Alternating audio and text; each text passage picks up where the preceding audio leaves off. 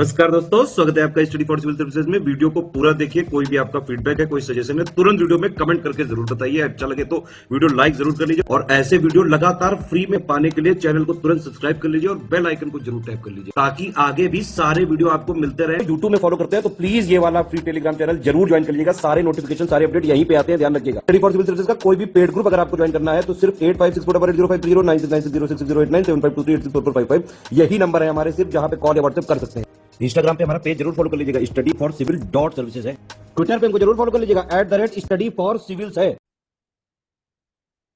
Hello everyone, welcome you all to study for civil services. आज की हमारी date है 4 मार्च और 4 मार्च के हमारे इंपॉर्टेंट आर्टिकल्स को हम लोग कवर अप करते हैं। सबसे पहला हमारा इंपॉर्टेंट आर्टिकल है अडॉप्ट अ हेरिटेज, एक विरासत को अपनाया जाए। ग्रीवेंस अपीलेट कमेटी, शिकायत अपील समिति। International court of justice, e pharmacies, proton beam therapy और मीथेन का ग्लोबल ट्रैकर रिपोर्ट।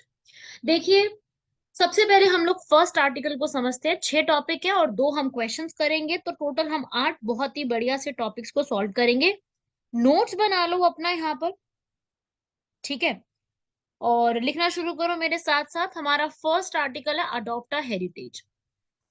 क्या हुआ है, जो अडॉप्ट अ हेरिटेज स्कीम है, एक विरासत को अपनाने की जो स्कीम है, उसको हरी झंडी दे दी गई है, ठीक है। अब यहाँ पर एक विरासत अपनाई योजना है क्या? अब देखो, विरासत अपनाने का मतलब यहाँ पर टूरिज्म प्रमोट करने की बात हो रही है, तो कौन सी मिनिस्ट्री आएगी आगे? Ministry of culture, ministry of tourism और आर्कियोलॉजिकल सर्वे ऑफ इंडिया, भारतीय पुरातत्व सर्वेक्षण, जो कि स्टेट और यूनियन टेरिटरीज ने मिल करके स्टार्ट करा है। और कैसा टूरिज्म बनाया जाएगा? रिस्पॉन्सिबल। रिस्पॉन्सिबल से मेरा मतलब है कि एक इकट्ठा होकर के बेटर शुरुआत करेंगे। ऐसा नहीं कि सिर्फ टूरिज्म को बढ़ाना है तो उसके नाम पर चीजें चल रही हैं, नहीं। उसमें रिस्पॉन्सिबल टूरिज्म का मतलब होता है रिस्पॉन्सिबिलिटी के साथ टूरिज्म बढ़ाया जाएगा, ठीक है। तो ये मूवमेंट जो है या फिर ये जो पूरा स्कीम है, इसमें इसी के ऊपर बात की गई, जिसके अंदर एक उत्तरदायी पर्यटन, जिसमें एक बेहतर शुरुआत करने की भी बात की जाए, नई नई चीजों को और बेटर करने की कोशिश करने के रूप में बनाया जाए। अब इस बारे टूरिज्म में इसको लॉन्च कब किया गया था? पहले लॉन्च किया गया था इसको 2017 में, जब हमारा टूरिज्म डे आता है, हमारे प्रेसिडेंट ने लॉन्च किया था, जिसमें हम काफी सारी यहाँ पर कंपनी, निजी क्षेत्र की कंपनियां, सबको इकट्ठा लाने की कोशिश कर रहे थे और स्मारक मित्र बनाए जा रहे थे, मॉन्यूमेंट मित्र बनाए जा रहे थे इसमें। और भी बाकी सारे काफी सारे इसमें जो लोग हैं, जो प्राइवेट लोग हैं, वो भी सब जुड़ेंगे वहां पर। क्योंकि देखो, आप कोई कोई भी विरासत आप बनाओगे तो वहां पर आपको म्यूजियम बनाना है, वहां पर आपको ऑफिस है, कोई वहां आसपास कोई रेस्टोरेंट है, कोई रेलवे, उसमें रेलवे की कनेक्टिविटी है, टिकट का ऑफिस बनाना पड़ेगा, रेस्टोरेंट कैफे वगैरह बनाना पड़ेगा।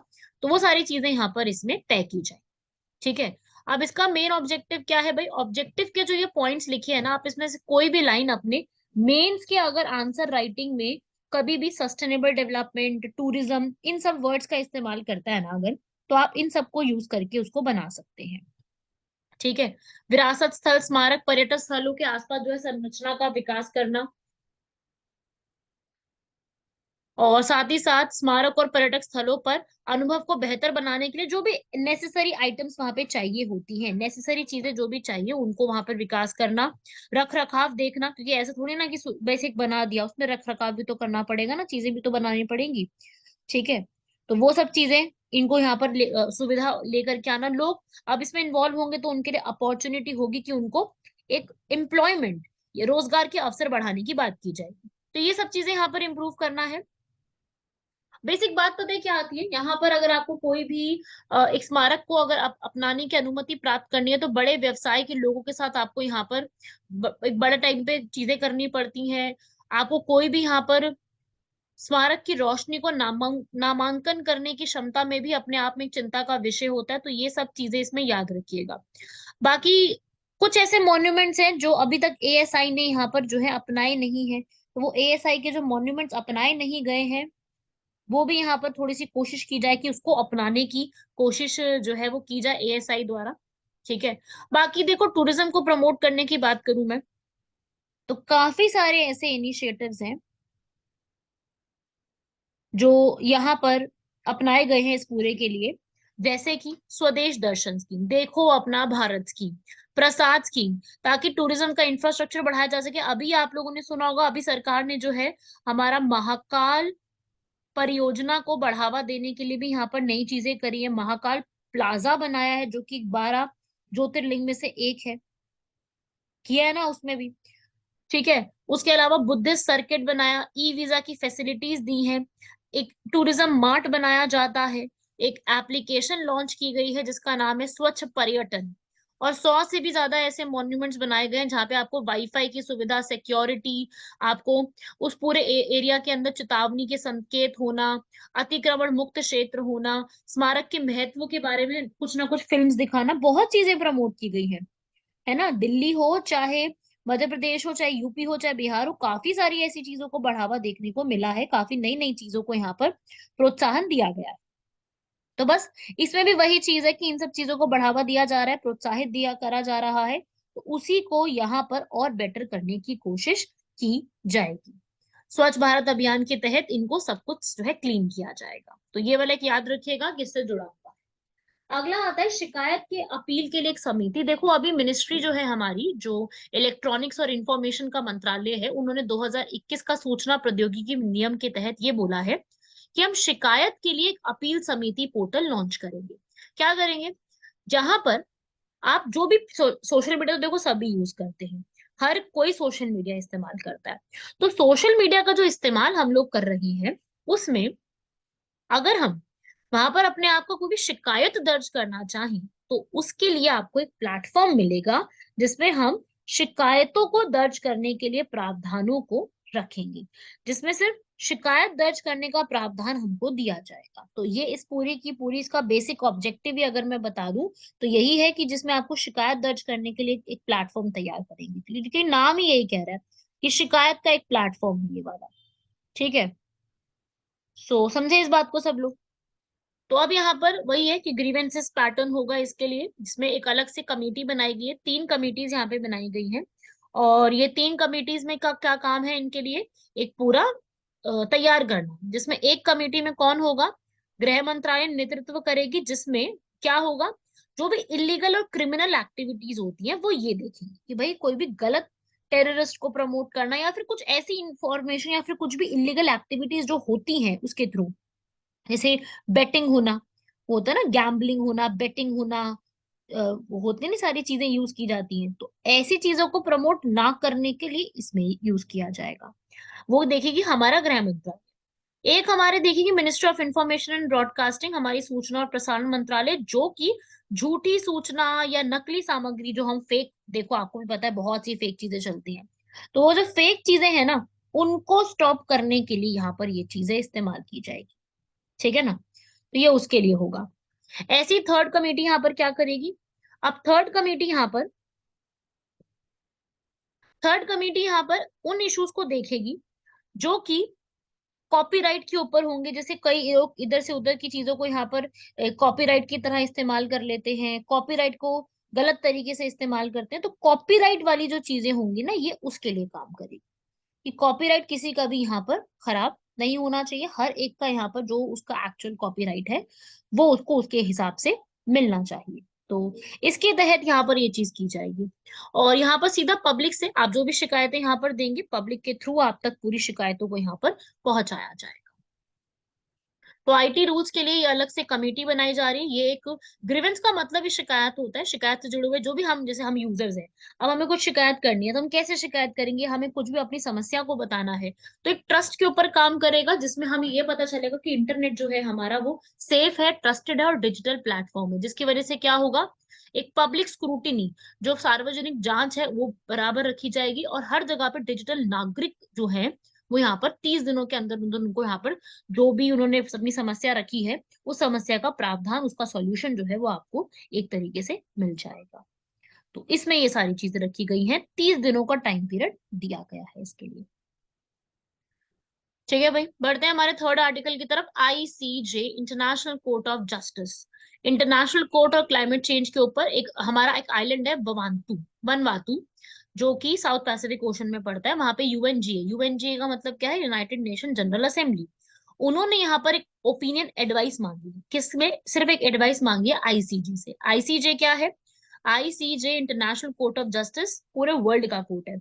जैसे हम लोग कहते हैं ना कि हमारे भारत का कोर्ट क्या है सबसे बड़ा, वो है हमारा सुप्रीम कोर्ट। ऐसे ही पूरे वर्ल्ड का कोर्ट किसको कहते हैं? वो हम कहते हैं यहाँ पर आईसीजे को। तो यहाँ पर इसका भी यही कुछ इसी प्रकार से काम है, यहाँ पर इन सब चीजों को यहाँ पर चेक करना।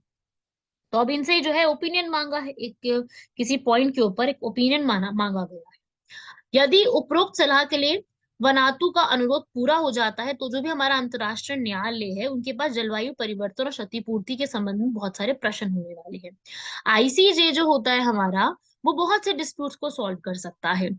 जो भी कोई दो स्टेट्स के बीच में, कोई भी दो राज्यों के बीच में कानून की कोई भी समस्या आ रही है, उसको भी वो उनको सॉल्व करने का अधिकार है। और सलाहकार सलाह देने का भी अधिकार है। जैसे हमारी यूएन की जनरल असेंबली है, यूएन की सिक्योरिटी काउंसिल है, जो ये बॉडीज हैं, अगर वो किसी भी मैटर ऑफ लॉ के ऊपर या कोई भी ऐसे कार्य के ऊपर अपनी सलाह को लेना चाहती है, किससे लेना चाहती है? आईसीजे से लेना चाहती है। तो वहां पर उनके पास कभी भी वो इस चीज को सलाह ले सकती है। जैसे बाकी भी हम, जैसे हमारे प्रेसिडेंट को भी पास भी अलाउड है कि वो भी सलाह ले सकते हैं आगे और लोगों से, है ना? तो ऐसे ये लोग भी अपनी सलाह ले सकते हैं उनसे। तो वही इसके अंदर बोला गया कि सलाह लेने का अधिकार उनके पास बिल्कुल पूरे पूरे रूप में दिया गया है। ठीक है भाई, तो ये भी इसमें याद रखिएगा। बाकी कोई भी यहाँ पर आईसीजे ने कोई भी एडवाइस दी है, सलाह दी है, तो ऐसा नहीं है कि उनके ओपिनियन जो है वो बाइंड हो गए, मानने ही पड़ेंगे, उसके अकॉर्डिंग काम करना पड़ेगा, नहीं, ऐसा नहीं है। जो डिसीजंस है, उन्होंने जो भी बात बोली है, आ, वो यहाँ पर उनके लिए क्या है कि बाइंडिंग नहीं है। ठीक है, जरूरी नहीं है कि उनको उसी के हिसाब से एक्ट करना है, वो अपने हिसाब से भी एक्ट कर सकते हैं। ठीक है, तो यहाँ पर जो भी इन्होंने डिसीजन देंगे जलवायु परिवर्तन के ऊपर, क्लाइमेट चेंज के ऊपर, वो भी इसी तरीके का होगा। तो अब आईसीजे के बारे में इंपॉर्टेंट फैक्ट्स लिख लीजिए। आपका जो यूएन का टॉपिक है ये इसके लिए बहुत इंपॉर्टेंट है। जो हमारा आईसीजे है वो 1945 जून में बना था, यूएन के साथ ही बना, और अप्रैल 1946 में काम करना शुरू किया था। तो क्या इससे पहले कुछ एग्जिस्ट नहीं करता था? क्यों नहीं करता था? बिल्कुल करता था। इससे पहले भी तो दुनिया तो चली रही थी ना। तो इससे पहले भी एग्जिस्ट करता था। क्या है? Permanent court of international justice. ठीक है, ये लीग ऑफ नेशन कब आई थी? वर्ल्ड वॉर वन के बाद। जबकि यूएन कब आया? वर्ल्ड वॉर सेकंड के बाद। तो वर्ल्ड वॉर सेकंड के बाद इंटरनेशनल कोर्ट ऑफ जस्टिस बन गया, और वर्ल्ड वॉर वन के बाद permanent court of international justice, अंतरराष्ट्रीय न्याय का स्थायी न्यायालय। तो वर्ल्ड वॉर सेकंड के बाद लीग ऑफ नेशन ये सब बनाए गए। ठीक है, अब ये हटा दिया गया, परमानेंट कोर्ट ऑफ जस्टिस को हटा दिया गया, और फाइनली यहाँ पर आईसीजे के पहले जज कौन बन जाते हैं? आईसीजे के पहले एल सेल्वाडोर के थे, और वहां पर जोस गुस्तावो रियारियो। ठीक है, ये आप नाम याद रख सकते हैं। और इसका भी हेडक्वार्टर्स कहाँ पे है? जहाँ पे पहले permanent court of international justice के थे, पीक पैलेस हेग। कहाँ पे है ये? नीदरलैंड्स में। ठीक है, जो हमारा जो यूएन है उसके 6 प्रमुख अंग है, उन 6 के 6 हेडक्वार्टर्स कहाँ पे? न्यूयॉर्क में। सिर्फ आईसीजे अकेला है जिसके हेडक्वार्टर्स यहाँ पे लोकेटेड नहीं है। आईसीजे अकेला है जिसके हेडक्वार्टर्स कहाँ है? अलग से लोकेटेड है। कहाँ पर? हेग में, नीदरलैंड में। जबकि बाकी के सबके यूएसए में एक साथ ही लोकेटेड है। तो ये इसका काम क्या है? इंटरनेशनल लॉ को देखते हुए जो भी दो देशों के बीच में डिस्प्यूट आ जाता है उसको सॉल्व करना। देशों के डिस्प्यूट को सॉल्व करेगा, उनके बीच की मध्यस्थता उनको लेके आएगा। इन सब चीजों को सॉल्व करने की जिम्मेदारी इनकी बनती है कि सारी इन चीजों को सॉल्व करना है भाई। जो जो प्रॉब्लम्स आ रही हैं उनको हम लोग एक साथ मिलके सॉल्व करेंगे। और यहाँ पे जितने भी जजेस होते हैं वो सारे, कितने जजेस होते हैं यहाँ पर? टोटल 15 जजेस बैठते हैं। 15 जजेस 9 सालों के लिए बैठते हैं, ये आपको पता होना चाहिए। और इन्हीं के साथ साथ यहाँ पर इस न्यायाधीश के न्यायालय के न्यायाधीशों को एक रजिस्ट्री द्वारा सहायता प्रदान की जाती है। अंग्रेजी और फ्रेंच इसकी लैंग्वेजेस होती हैं। और जितने भी यहाँ पर मेंबर्स हैं वो सब यहाँ पर काम करते हैं। क्या इंडिया की तरफ से कोई जज है यहाँ पर? बिल्कुल, यस, इंडिया की तरफ से भी यहाँ पर जज है। कौन है? दलवीर भंडारी। इंडिया की तरफ से भी यहाँ पर रिप्रेजेंटेशन है दलवीर भंडारी के रूप में, ये भी याद रखिएगा। ठीक है भाई, यहाँ पर आप दोनों पार्टी अगर मानती हैं तभी यहाँ पर पूरा डिसीजन आता है, और जो डिसीजन आएगा वो फाइनल होगा और दोनों को मानना पड़ेगा, क्योंकि इसके ऊपर तो कोई है ही नहीं ना। आप कोई अपील का तो प्रोसीजर है नहीं कि इनके बाद किसी और से अपील कर लेंगे, भाई किससे करोगे, ये तो लास्ट ही हो गया ना। तो इनसे ऊपर कोई और प्रोविजन नहीं है अपील का। बाकी दोनों को यहाँ पर जो है कंट्री को जो भी बात होगी, दोनों एक दूसरे को यहाँ पर पालन करने की इच्छा दोनों के अधीन है। ठीक है भाई। 15 जजेस होते हैं, लिख लीजिए आप यहाँ पर। सिक्योरिटी काउंसिल और यूएन जनरल असेंबली इसको सिलेक्ट करती है, पूरा वोटिंग होती है। इलेक्शन जनरल असेंबली में ही न्यूयॉर्क में किए जाते हैं। हर कोर्ट जो है वो हर कोर्ट में जो हर तीसरा जज है वो हर 3 सालों बाद रिटायर हो जाता है, दोबारा री इलेक्शन भी होता है। पॉसिबल है कि एक सेम जज दोबारा भी आ सकता है, जैसे दलबीर भंडारी दोबारा आए थे, तो ऐसा पॉसिबल है कि दोबारा भी एक जज आ सकता है। नेक्स्ट आर्टिकल है हमारा ई फार्मेसी की। अभी ऑनलाइन दवाइयाँ, ई का मतलब इलेक्ट्रॉनिक हो गया, तो यहाँ पर फार्मेसी मतलब दवाइयाँ जो हैं वो इलेक्ट्रॉनिक के माध्यम से भी उपलब्ध करवाई जाती हैं, है ना। तो यहाँ पर इलेक्ट्रॉनिक के माध्यम से भी यहाँ पर जो है दी जाएंगी। तो स्वास्थ्य मंत्रालय ने Tata 1mg, Flipkart, Apollo, PharmEasy, Amazon, Reliance, Netmeds, इन सबको यहाँ पर 20 कंपनियों को ऑनलाइन दवाइयों के बेचने के कारण बताओ नोटिस जारी करा है। लाइक हाउ, ठीक है, कारण बताओ यहाँ पर पूरा नोटिस जारी करा है। तो ऑल इंडिया ऑर्गेनाइजेशन ने यहाँ पर बोला था कि भाई यहाँ पर इसकी जरूरत पड़ी थी जब वो जो कोविड-19 की समस्या आई थी, तब इसकी सबसे ज्यादा जरूरत पड़ी थी कि भाई कोविड-19 जैसी समस्या से निपटने के लिए कोशिश की गई थी कि हम क्या करने वाले हैं, इसको सुलझाने के लिए कोशिश करने वाले हैं। ठीक है। और 2020 के बाद से जो है ई फार्मेसी काफी बढ़ने लग गया यहाँ पर, और दो होम डिलीवरी सर्विसेज बहुत बढ़ने लग गई, है ना। तो ई फार्मेसीज यही होती है कि आप इंटरनेट से दवाई को मंगाओ और आपको घर तक आएगी, जैसे हम बाकी चीजें मंगाते हैं, हम लोग खाने पीने का सामान मंगाते हैं ब्लिंकिट से या बाकी और चीजों से। इसी प्रकार से हम इन वेबसाइट्स के थ्रू अपने खाने पीने का सामान भी कभी भी किसी भी समय मंगवा सकते हैं। तो यहाँ पर एक तो होता है इन्वेंट्री मॉडल, एक होता है मार्केट बेस मॉडल। इन्वेंट्री या फिर वस्तु सूची आधारित मॉडल वो होता है जिसमें दवाइयों और सेवा उनकी सूची ई फार्मेसी कंपनी के पास होती है और उत्पादों को प्रत्यक्ष रूप से ग्राहकों को नॉर्मल तरीके से बेच दिया जाता है। और एक होता है मार्केट प्लेस, जहाँ पे तकनीक आधारित कंपनियां जो होंगी दवाओं के खरीदार और विक्रेताओं के बीच में एक सुविधाकर्ता के रूप में कार्य करती हैं। ठीक है। तो ये दो अलग अलग मॉडल्स यहाँ पे होते हैं, जहाँ पे अपना आप सेलर जो है वो किसी भी तरीके से आप दवाइयों को कंपेयर करके आप कहीं से भी किसी भी प्लेटफॉर्म से कभी भी दवाइयों को मंगवाने के लिए एलिजिबल होते हैं। ठीक है भाई। तो इस तरीके से याद रखना, इसके अंदर इससे क्वेश्चन बन सकता है आपके एग्जाम में। और ई फार्मेसीज काफी ग्रो कर रहे हैं आज के टाइम पे। किफायती स्मार्टफोन और 4G इंटरनेट तो है ही, सबके पास पहुंच है इस चीज की। तो भाई आज आज के टाइम पे 850 मिलियन इंटरनेट यूजर्स है, 2025 तक आ जाएगा। और उसके हिसाब से ई कॉमर्स भी काफी बढ़ रहा है और ई फार्मेसी भी बढ़ रही है। उसकी वजह से क्या होता है ना कि जो नकली दवाई है वो भी काफी ज्यादा बढ़ जाती हैं, और कई बार नकली दवाइयों को कंट्रोल भी किया जा सकता है इससे। तो वही बात है कि यहाँ पर इस पूरे प्रोसेस के थ्रू नकली दवाइयों को कंट्रोल करने की बात जो है वो की जा रही है। तो वही है कि क्या होता है बेनिफिट, क्या होता है, बहुत आराम से मंगवा लेते हो, टाइम सेव हो जाता है, पैसा भी कई बार बचता है, प्रिवेसी और कॉन्फिडेंशियलिटी बची रहती है कि भाई आपको डॉक्टर को या फिर किसी भी केमिस्ट की शॉप पे जाके आप डायरेक्टली बात को नहीं कह पाते हो, शर्म है या एक तरीके से घबराहट है। तो आप यहाँ पर आप किसी को नहीं पता चल रहा आप क्या मंगवा रहे हो, क्या है, कोई नहीं जानता आपको, यहाँ पर आप कैसे भी कभी भी कैसे भी मंगवाओ, इससे कोई भी फर्क नहीं पड़ेगा। तो वही बातें हैं इसके अंदर भी, यही सारी बातें लिखी गई है। आगे कंसर्न ये है कि डॉक्टर के प्रिस्क्रिप्शन के बिना हम यहाँ पर कुछ भी मंगाते हैं, यूथ मंगाते हैं, तो उससे क्या होता है कि गलत दवाइयाँ और खराब जो है वो चीजें भी बढ़ने लगती हैं। कई बार एडिक्टिव मेडिसिन जो हैं, जो मादक पदार्थ हैं, वो उनकी बिक्री भी यहाँ पर काफी ज्यादा कई बार बढ़ने लगती है। तो ये भी एक इसका नेगेटिव पॉइंट है। ठीक है। तो ये सब चीजें आपको यहाँ पर याद रखनी है कि ये भी कुछ एक्स्ट्रा पॉइंट्स है यहाँ पर। बाकी फार्मेसी के ऊपर यही सब, अभी तो कोई खास बहुत बड़े बड़े इंडिया में रूल्स बने नहीं है, अभी कुछ नए रूल्स नहीं आए, तो उसके तहत आपको यही याद रखना है। नेक्स्ट, मैंने आपको पिछले लेक्चर्स में, आप लोगों को याद होगा, मैंने आपको एक थेरेपी के बारे में बताया था, कैंसर ट्रीटमेंट के लिए आई है प्रोटॉन बीम थेरेपी। तो यहाँ पर अब ये बात आई है कि प्रोटॉन बीम थेरेपी कई लोगों की पहुंच से बाहर है। मैंने आपको बताया था कि ये उपलब्धता तो है, पर इसको यहाँ पे अवेल कर पाना ये जरूरी था। इसमें एक्सरेज का इस्तेमाल नहीं किया जाता। इस पूरी थेरेपी में जो है वो किसका इस्तेमाल होता है? प्रोटॉन्स का। ठीक है, कैंसर के इलाज के लिए आप एक्सरे की बजाय प्रोटॉन का उपयोग जो है वो करते हो। तो प्रोटॉन बीम थेरेपी का मतलब ही ये प्रोटॉन का इस्तेमाल किया जाएगा। प्रोटॉन आपको पता ना, सबने पढ़ा है साइंस के अंदर, ये पॉजिटिवली चार्ज पार्टिकल होते हैं, बहुत एनर्जी होगी तो ये डिस्ट्रॉय के, तो ये जो कैंसर के सेल्स होते हैं ना, उसको भी डिस्ट्रॉय करने की क्षमता को रखते हैं।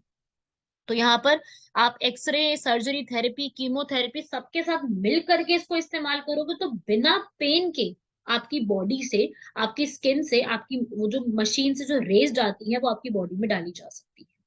तो वो बिना उसके यहाँ पे जो है वो पेन के थ्रू इसको किया जा सकता है। बहुत हाई एनर्जी पे अगर इसको करें तो ये क्षमता इस चीज की रखता है। अब इसका इस्तेमाल किया जा रहा है, जो पीड़ित बच्चे हैं, बच्चों के इलाज के लिए इसको बहुत तेजी से इस्तेमाल किया जा रहा है। और बड़े लोगों के लिए भी, वयस्क जो है उनके लिए भी इसको इस्तेमाल कर रहे हैं। लेकिन ये क्या है ना कि काफी लोगों की पहुंच से बाहर है। पहली चीज तो अभी इसका जो अमाउंट है वो भी बहुत ज्यादा है कि हर व्यक्ति, हर मिडिल क्लास व्यक्ति या कोई लोअर मिडिल क्लास है, हर व्यक्ति इसको अफोर्ड नहीं कर सकता है। तो पहला तो यही पॉइंट है इसका। बाकी ये जो है प्रोटॉन ट्यूमर में जहां पे अभी आपको हुआ है वहां पे सीधा उस जगह पे खुराक देता है, आपको सीधा ही वहीं टारगेट करता है जाके। और एक मशीन है जिसका नाम है साइक्लोट्रॉन। साइक्लोट्रॉन ये प्रोटॉन्स की स्पीड को बढ़ा देती है। बहुत ज्यादा स्पीड बढ़ेगी तो एनर्जी ज्यादा आएगी, वो एनर्जी आएगी तो पूरी बॉडी में वो ट्रैवल करेंगे, और जहां जहां पे टारगेट करा जाएगा वहां वहां पे वो किल करने की क्षमता वो रखता है। ठीक है, क्योंकि अब नॉर्मल अगर मैं थेरेपी की बात करूं तो क्या होता है कि आपको एक्सरे दिया जाता है और एक्सरे की रेडिएशन आती है, उसके बाद फिर वो पर्सन की बॉडी से चला जाता है। लेकिन उसके आसपास के जो टिश्यूज होते हैं जहां पे वो एक्सरे अटैक करता है, उसके साइड इफेक्ट भी होते हैं। लेकिन इसमें कोई साइड इफेक्ट नहीं देखा गया है अभी तक। तो ये इसका एक प्रोविजन याद रखिएगा। कुछ इस तरीके से है, टारगेटेड यहाँ पे थेरेपी रहेगी। तो टारगेटेड थेरेपी रहेगी तो उस जगह पे ही आप सीधा डोज दे सकते हो, एंटर करके एग्जिट भी करवा सकते हो। ठीक है, वो एंटर करके उसको किल कर देगी। यहाँ पे क्या होता था, एंटर करेगी और वो रेडिएशन बाहर भी जाएगी, जिसकी वजह से क्या होता था कि आसपास के जो टिश्यू है, आसपास के जो सेल हैं, वो भी काफी हद तक डिस्ट्रॉय हो जाते थे। ठीक है, नेक्स्ट है लास्ट आर्टिकल हमारा, मीथेन से जुड़े हुए ग्लोबल ट्रैकर रिपोर्ट जो रिलीज की गई है। अब देखिए भाई, अभी जो हमारी फॉसिल फ्यूल्स की जितनी भी कंपनीज हैं उनका ऐसा मतलब वो जो है अभी मीथेन को कंट्रोल करने में कामयाब नहीं हुई है, ऐसा किसका कहना है? इंटरनेशनल एनर्जी एजेंसी, आईईए का। उन्होंने बोला है कि भाई अभी तक जो भी मीथेन को हमने ट्रैक करा है उसके हिसाब से जो जो भी जीवाश्म ईंधन बनाने वाली फॉसिल फ्यूल्स वाली कंपनी है, उन्होंने 120 मिलियन मेट्रिक टन का मीथेन एटमॉस्फेयर में छोड़ा है 2022 में। 2019 से थोड़ा सा कम। तो जितना हमारा टारगेट था हमने उसको मीट किया ही नहीं है। ठीक है, तो ये इशू तो है, ये आपको मैं बहुत बार बता चुकी हूँ। क्लाइमेट चेंज का इशू तो बहुत सालों से चलता आ रहा है और अभी आगे बहुत टाइम तक चलेगा भी ये इशू। तो वही इसके ऊपर बात है कि ये इशू जो है वो जो चलता आ रहा है, इसको रिड्यूस करने के लिए, इसको ठीक करने के लिए अभी तक कोई भी खास स्टेप सरकार द्वारा नहीं लिए गए हैं, या फिर जो लिए भी गए हैं स्टेप वो रिजल्ट नहीं दिखा पाए हैं। ठीक है, मीथेन हमारी डेली एक्टिविटीज की वजह से आते हैं, और उसकी वजह से जो है ओजोन में जो है एक छेद हो जाता है। हमारा जो ग्लोबल वार्मिंग का सबसे बड़ा कारण, 40% कारण मीथेन ही। तो यहाँ पर ह्यूमन एक्टिविटी की वजह से जो है उसको सबसे ज्यादा कंट्रीब्यूशन मिलता है।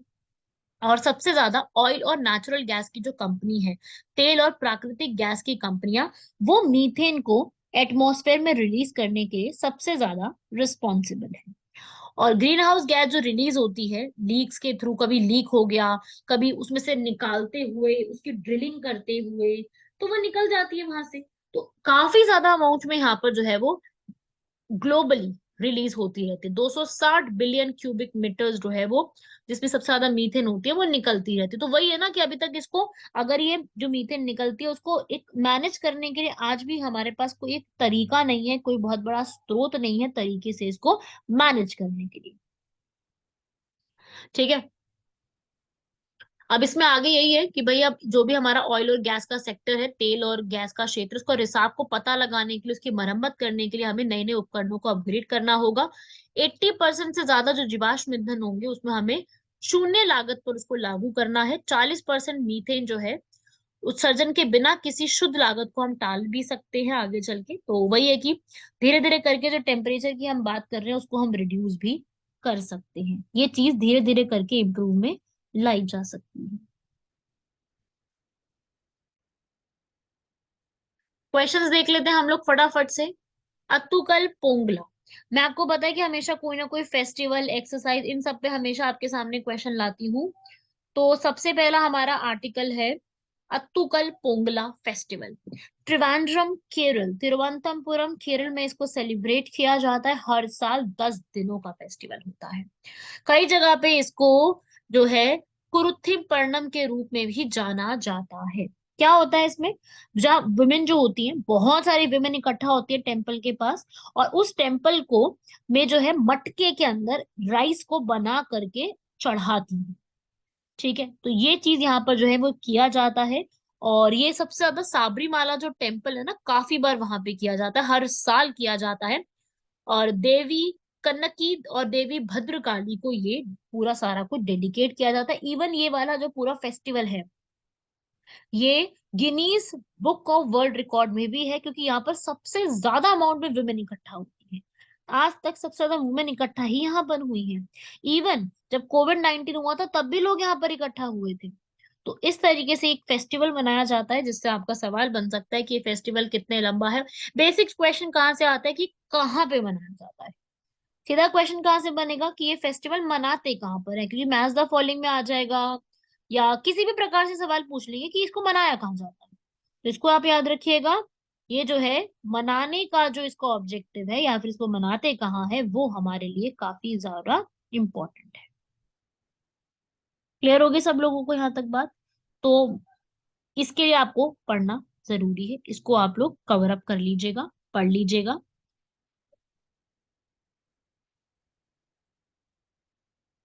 बढ़ते हैं आगे। सारी स्टेटमेंट ठीक लिखिए, ठीक है? इसके अंदर पढ़ लेना सब लोग, स्क्रीनशॉट भी ले सकते हो। National tiger conservation authority, NTCA कहते हैं इसको। एनटीसीए जो है हमारी नेशनल टाइगर कंजर्वेशन अथॉरिटी, या फिर राष्ट्रीय बाघ संरक्षण प्राधिकरण, ये क्या है?